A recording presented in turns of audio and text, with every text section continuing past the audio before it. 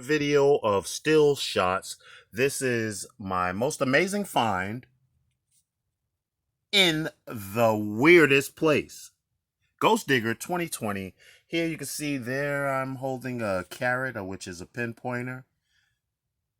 And normally you use the pinpointer outdoors, outside. You use this to pinpoint or to locate an item you've found with a metal detector. However, we're going to take this pinpointer on this particular day and go inside. Come on inside with us.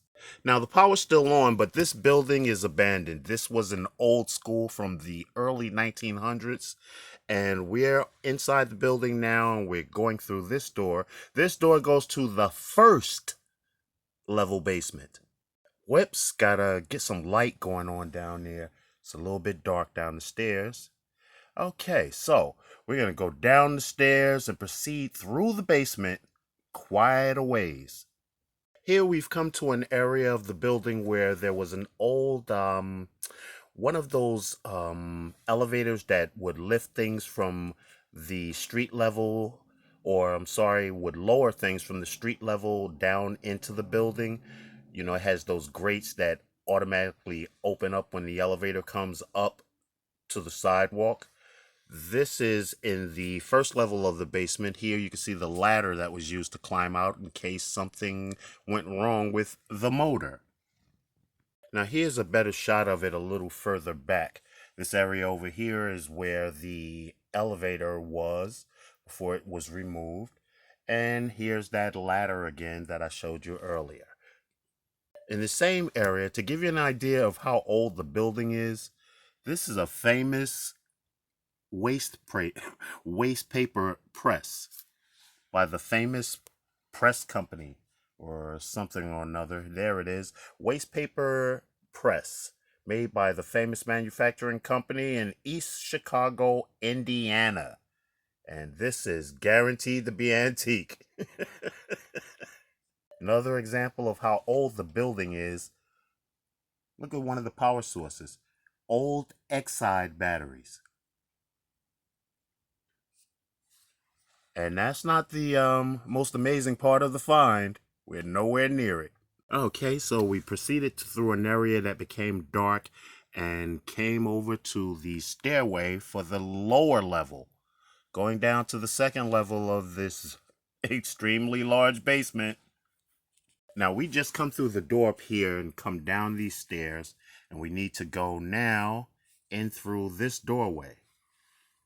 Good thing that this door is off because we're going to run into a problem right about now. Now we're passing through what was the boiler room, and here's where it begins to get interesting. Okay, we go past this, but you see as this ladder goes up to a little crawl space. Let's go past it because here's a shot of that crawl space.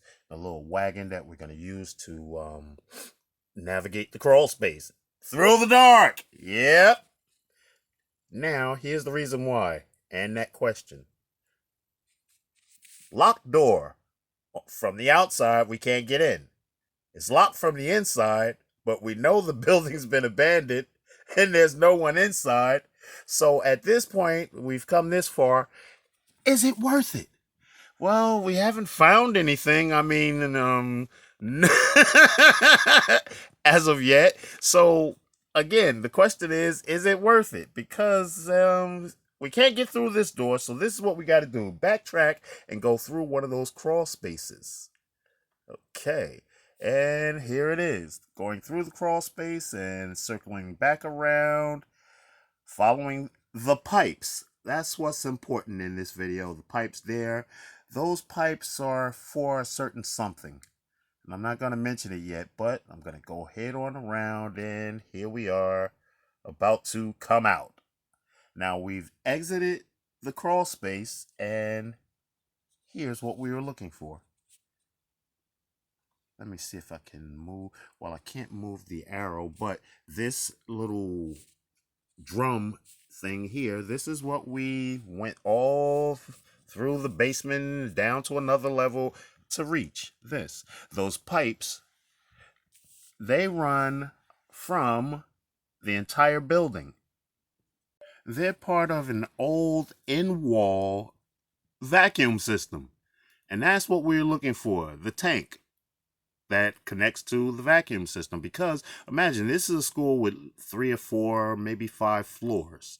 And each floor has these little round holes in the wall that they used to connect the hose to and clean the school.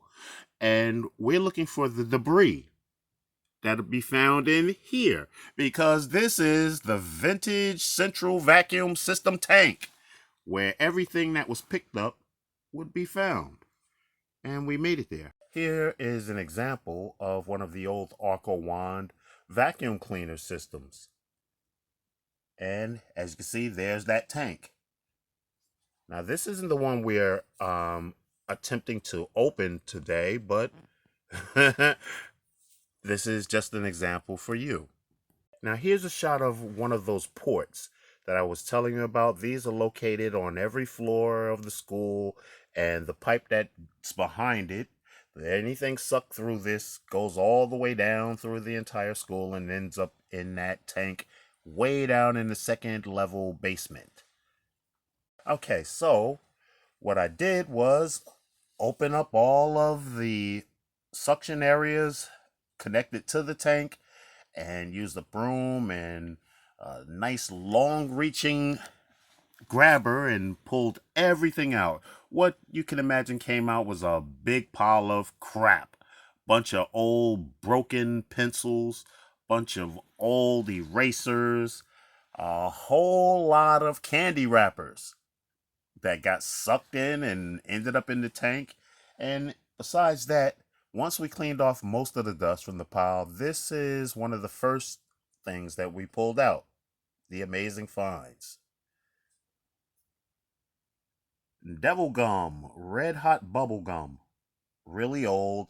A lot of you have seen these before. I remember being a kid chomping down on some pumpkin seeds, the Indian brand. And something else we found. Now this, a lot of kids even now will recognize this. This is one of those little bubble type containers you get out of the bubblegum machine. When you put in, most times, I believe it's a quarter or more. They didn't have them for even for a penny back in the day, but this is one of those, and this was made by the Joy Toy Company out of Hong Kong. Right, Toy and Joy out of Hong Kong. Okay, and inside was this little toy that I guess you put a quarter or 50 cent inside the machine. You get that little bubble thing, and this was inside of it. Now this looks like a little bat, and it actually has like a little loop on the bottom to act as a ring. Okay, now this is just part of what we found. Okay, there's a little bit more. Let me just show you.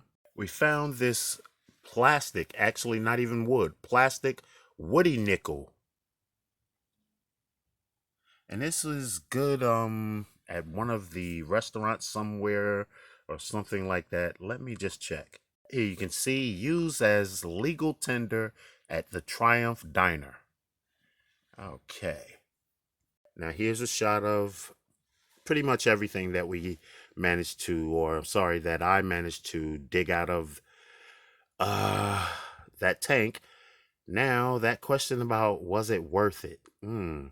Still don't know. There's nothing of any real value here. I mean, it did bring back some memories for me, but after all this, now that pinpointer comes into play, because remember, this was a bunch of trash. So imagine on the floor now, I have a plastic bag and it's filled with a whole lot of dust and broken pencils and erasers and stuff. So now I whip out the pinpointer and of course, at first I'm thinking I'm just a little too close to that tank. You know what I'm saying? And the metal for the tank is what's alarming the pinpointer. So I drag the bag out into that dark hallway. And still the pinpointer's going crazy. All right. So now becomes dirty time. throw on another pair of gloves because the ones I was working with all that time have been filthy. And having thrown those on, here we go. So I sort through very carefully using the pinpointer until it pinpoints this little clump.